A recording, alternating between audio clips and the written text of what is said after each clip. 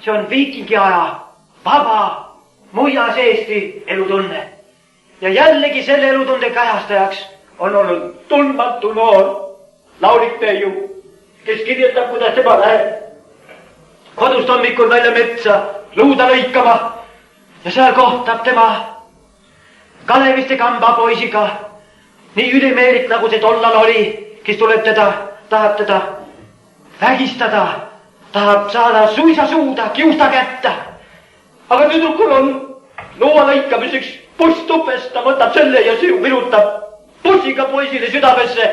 Tuleb nuttes koju oma vanematele kaebama, mis tema kõik on juhtunud ja vanemate otsus on ühest suust.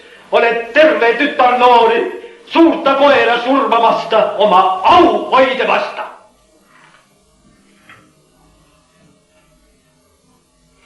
See on viikingi aja aktivisti, eetiliselt kõrgel tasemel seisva noore Eesti tüdruku elutunne, kes ei lase ennast narritada, kes ei lase ennast teotada ega haavata. Kui on vaja, kas mitte bussiga, siis sõna ja suuga võitleb vastu ja näitab oma paremust, oma väärtust, oma kindlat enestunnet, rahvuslikku uhkust ja meelt. Teie, armsad tütred, olete siin ka kõik vikingid. Te olete samuti vastupidis suunas, nagu muiste saarlased ja virulased noorist kodumaalt välja väinalistena ja vikingitena muuale. Teie olete need, kes peavad kord vikingitena minema koju tagasi, seda sama elutunnet rakendama, uuesti tõstma ausse Eesti vaimne suurus, Eesti eetiline võim ja jõud, Eesti enda sisemine uhkus. Te ei vaja selleks bussi, kuid karastatud vaidlusvõime, jõud sõnadega ennast vastu panna, peab saatma teid võõrsil seda rohkem. Kui meie kõrgelt demokratiseeritud ja kultuurses miljööski võite ajalehtedest lugeda selliseid kummalisi ja meile mõistmatuid seisukohti, mis otse lõhnavad korruptsiooni ja mingisuguse 5. kolonni inspiratsiooni järele, kus hakatakse sajatama Korea presidenti, et see provotseerib tüli, et oleks vaja ära koristada niisugune mees, siis tuletage meelde, et situatsioon on täpselt sama, kui tõmmata joon Arvikast Uppsalasse, jagada Rootsi pooleks ja küsida, kas teie tahate jätta selle põhjapoolse poole punaste kätte orjastada, hävitada, hukata ja olete nõus alistuma ja tahate siit oma lõunapoolse kuninga saata ära kuskile kantrisse või ära koristada selleks, et ta mitte mäksu ei tõstaks.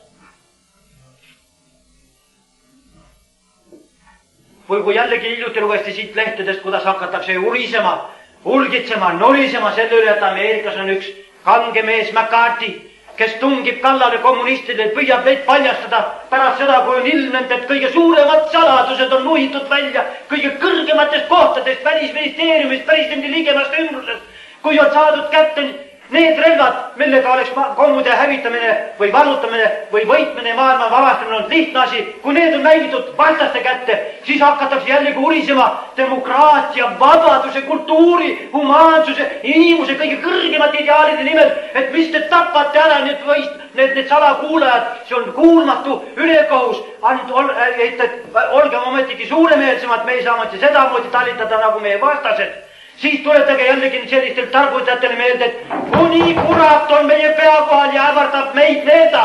Me ei saa teha kompromissi mitte sellise kuradiga. Me ei saa alistuda, me ei saa keelduda oma nõuetest, vaid meie peame olema valmis ja täis kristliku võitluse vaimu, mis ei alistu mitte kurjale, vaid tahab kurjast jagu saada, tahab üle olla kuradist ja tahab saada võitu maailmale just õiguse, tõe, armastuse nimel, aga mitte alistumise, mitte kaotamise, mitte rahulinnukestega, vaid oma julge, mehise, vahva esinemisega, kus olete teie samuti kangelased nagu poisid rindel, nagu poisid võitlejad peavad olema sõduritena sangarid, nii olete teie tüdrukud, olete teie vaimse rinde kandjad, olete võitlejad, peavad olema sangari meelt täis oma uue, oma elutunde, oma tuleviku eluideaalide, elufilosoofia, oma elu mõtte sisustamisel.